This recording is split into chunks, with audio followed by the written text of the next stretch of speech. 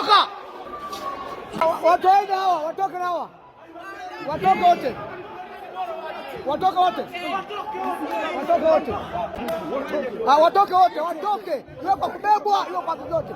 Kaja ni polisi, mje na polisi. Ndio mtaona wamekuja kama nani?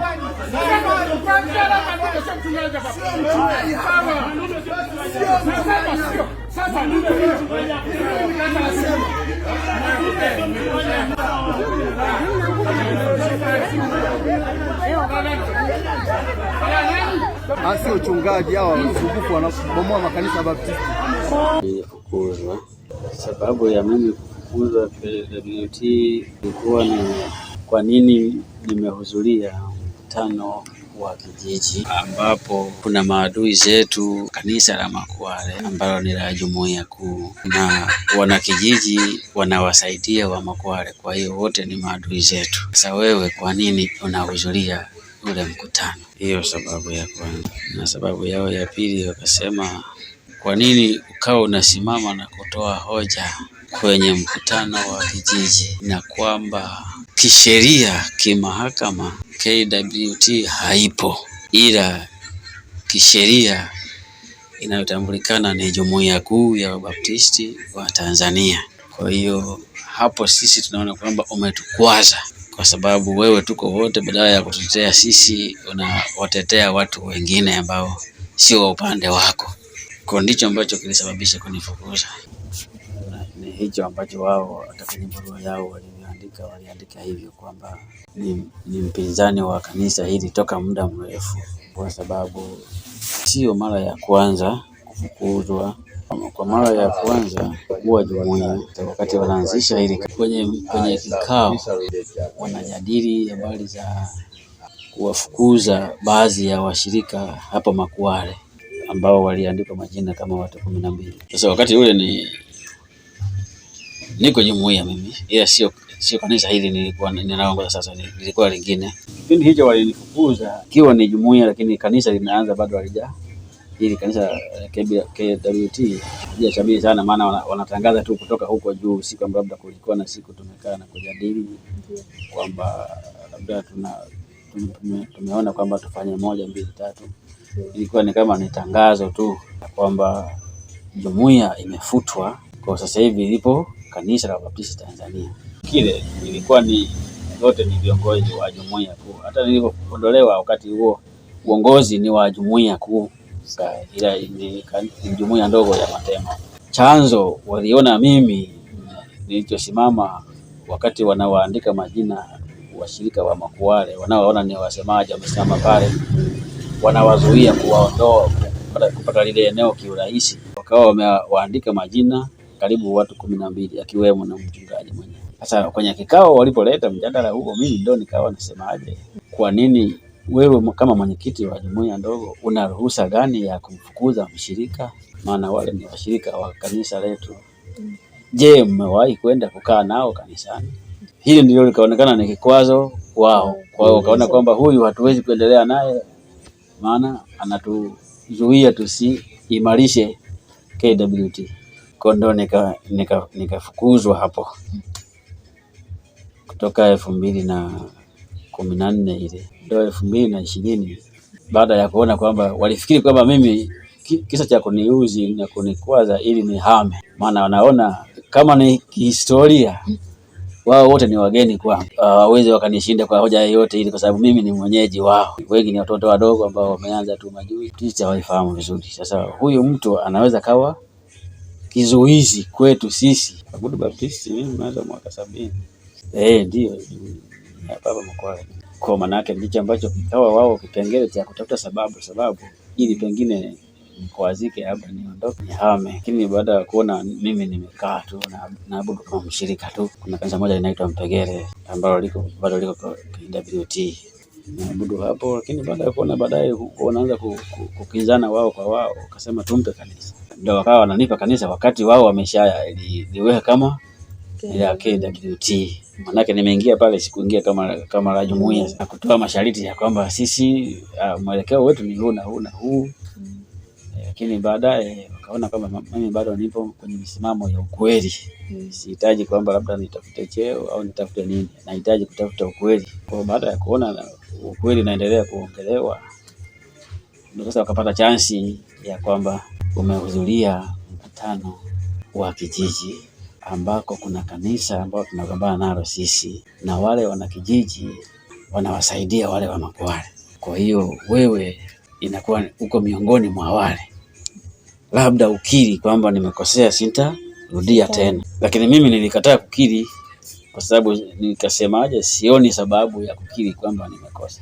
Nilichokuwa nakiongelea, kuenda kwenye mkutano wa kijiji sio kosa, maana mimi ni mwana kijiji, na kuchangia hoja kwenye kijiji, kwenye mkutano wa kijiji sio kosa, ni haki yangu kwa sababu ni mwana mkutano husika. Na hoja niliyoiongelea ni ya uhakika, ni ya ukweli, kwa sababu hukumu zipo ambazo ni za Mahakama Kuu kanda ya Mwanza zinazosema kanisa halipo, KWT halipo. Ndivyo nilivyoeleza kwenye mkutano huu kwamba kisheria KWT halipo, haijasajiliwa. Maana yake ni kama naendesha chini ya dhehebu lingine, ndani ya dhehebu lingine, ila jumuiya kuu ndiyo ipo ambayo inatambulikana kisheria. Kwa hata pamoja na kwamba mimi niko KWT, lakini ukweli huko kwamba jumuiya kuu ndiyo ambayo inatambulikana kwamba Baptisti ni hii. Kwa kukiri sikuweza kukiri, nilikataa, ndio wakasema tunakuondoa. Nikasema sawa.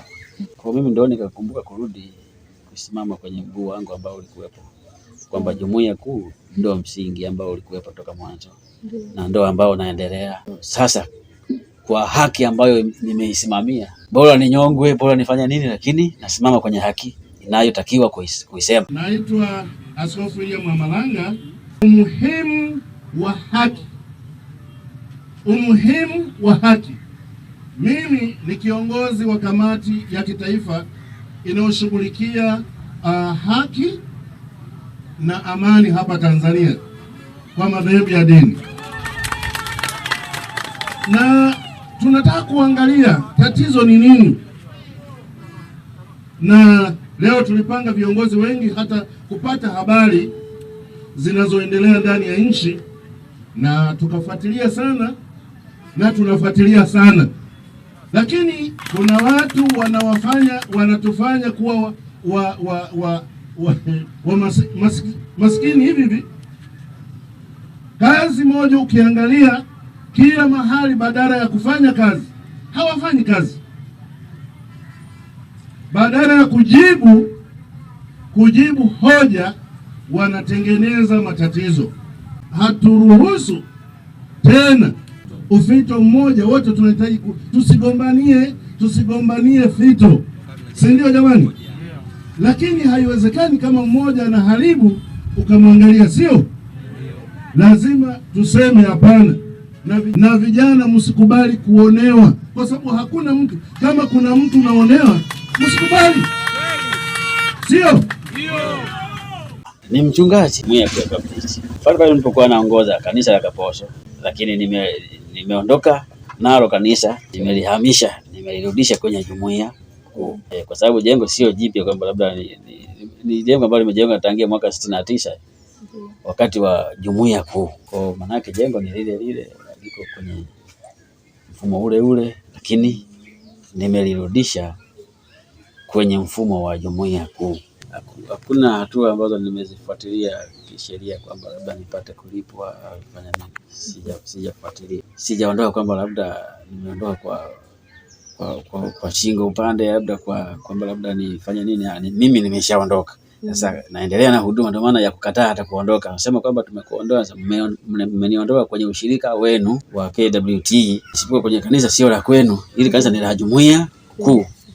Kwa na mimi ni mtu wa jumuiya kuu, na hapa siwezi kuondoka. Ni bahati nzuri kwa sababu kanisa lenyewe nilikuwa nalielewesha mara kwa mara, nao wakaelewa, kwa nalo likasimama kwamba sisi hatuoni kosa kumuondoa mchungaji wetu. Kwa huyu anaendelea kuwa mchungaji wetu, atakakokwenda nasi tutakwenda naye.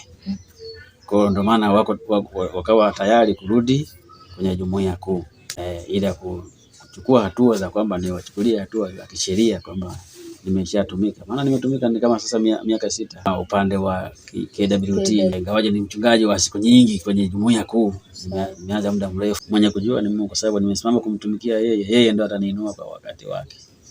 Nyuma yangu ndiko ambako yupo aliyefukuzwa kwa huko nyuma. Alikuwa mchungaji Angeni Mwasibela, yuko huko Matema. Mchungaji waliohama wapo. Ipo mchungaji mmoja iko kanisa la Marafiki sasa hivi, anaitwa Elisha Mwakaliwa, naye kwa ni mchungaji kwenye jumuiya kuu, wakati wa jumuiya kuu. Lakini baada ya kusumbuliwa yeye kaamua kuhama, kubadilisha dhehebu. Alihamia dhehebu lingine. Kuna mwingine anaitwa Gwakisa Mwalumbu, naye baada ya kufukuzwa, lakini sio wakati huo, bado ni jumuiya kuu. Lakini kumbe wao walikuwa na maandalizi ya wakawa wanaona kwamba huyu mwelekeo wake unakwenda, wanakufuatilia kwa njia fulani ili upatwe na hasira uhame, wapate nafasi ya kwamba upotee kabisa. Mpaka wananiita tena kuniuliza kwamba nimekuja, unajua kipengele ambacho kinasumbua wewe, ukisimama umesimama, kwa hiyo tunakwambia badilisha mwelekeo huu. Mimi msimamo wangu ni yule, kwa sababu mimi naenda mbinguni. Kwa hiyo siwezi nikatetea uongo ambao haupo, Mungu anaukataa. Mimi uongo siutaki, ni mchungaji ambaye nimeambiwa kwamba nimevaa kweli. Kweli ni Mungu mwenyewe. Na ni lazima usimame katika kweli hiyo ili Mungu akuinue yeye. Kwa ndo maana wananifahamisha kwenye huduma, lakini nasimama tu, mimi naendelea kuwa si mara ya kwanza, sasa hivi ni mara ya 3 sasa. Kutoka muda nimesumbuana nao, maana mwanzo wao kutega makwale, na wanajua makwale sasa akiwepo huyo atatusumbua, naelewa makwale kuliko sisi. Kwa chimbuko kubwa la kunitafuta mimi ni hapa makwale. Kwamba huyu ndiye anayefahamu historia ya pale na hatuwezi tukamshinda. Na kweli wangesimama na mimi hawezi kunishinda. Kwa sababu mimi ninajua kuliko wao. Samba ama sasa hivi kuhamia dhehebu lingine CCM. Kujenga alikuwa bado kujenga. Kwenye uwanja wa shule pale kulikuwa na sehemu alipojenga kanisa, ilikuwa ni ndogo, maana watu walikuwa wengi, kwa akawa na kufuata uwanja. Maana ukipita siku za ibada zake, watu hata wengine wako ng'ambo ya barabara wanasikiliza kinachoendelea pale, ni waumini wake. Siku moja tupo kanisani, ilikuwa tarehe 3, sikumbuki, mwezi wa pili kama sikosei. Walikuja viongozi toka Ipinda, wachungaji. Mmoja anaitwa Anthony Mwiswelo, Edward Mwakabana, walikuwa watatu siku ile. Basi sasa walipokuwa wamekuja, hawakutuma taarifa kwenye kanisa, ila walikuwa na barua mfukoni. Baada ya ibada akasimama tena yeye mwenyewe akasema, najua hawa wamekuja wana nia gani, lakini siwezi kuwaruhusu kwamba wazungumze neno lolote hapa, kwa sababu lengo lao mimi nalijua. Walikuwa wameweka kikao Ipinda, wananiondoa mimi kwamba wewe sio mchungaji tena wa Kaposo, na hivi wamekuja kuniondoa, lakini mimi siwezi kuondoka hapa kwa sababu mtakao niondoa ni nyinyi washiriki, sio hawa wachungaji, kwa sababu mimi na wahudumu nyinyi. Basi wakajaribu kuwa na dukuduku sana kutaka kuzungumza, lakini baadaye wakataka kuondoka. Mimi mwenyewe nilisimama nikasema, mchungaji, watoe neno moja tu ili tufahamu walijia nini. Walipozungumza tukasema, yamekwisha, nendeni mtapata taarifa toka kwetu. Basi kwenye muda huo wakaanza kufuatilia, kwa sababu tulikuwa tumeongea, yani wanamfuata mmoja mmoja ili kumuuliza, kumpeleleza ni kitu gani kinaendelea. Kwa kanisa tulikaa kimya na tumeendelea kukaa kimya. Na wamejaribu kupeleleza sana. Kumbe wakati kipindi kile wamekuja wana barua mfukoni. Mchungaji aliposema kwamba hivi mnaweza kwenda kwa mtu pasipo taarifa ya aina yoyote, ndio wakawa wanatoa barua ya kumpa mchungaji, wanatoa barua ya kumpa katibu wa kanisa. Kwa wakaondoka. katibu alipotusomea na mchungaji akwaka alisoma, baadaye akalipelekea kanisa kwamba kanisa mnasemeje? Tukasema kwamba sisi mchungaji ni mchungaji wetu, huwezi kaondoka hapa. Kama ni kukuondoa ni sisi, sio wale. Kama wao wanasema walikuleta hivi, una mshahara wao. Akasema si. Kwa majina anaitwa Maria Mbarangania, ni katibu wa kanisa la Kaposo. Kaja kumtoa mtumishi wetu baada ya kusikia hilo la kwamba wametupeleka kwenye wanachama wa Batisti Tanzania. Ndio tukakataa, tukasema mtumishi haondoki na sisi hatuko tena kwa wanachama wa Batisti Tanzania. Sisi ni wanachama wa Jumuiya Kuu Tanzania. Kwa hiyo ndio hivyo, yani hata siku nyingine sisi hatuko huko. Sisi ni wanachama wa Jumuiya Kuu Tanzania.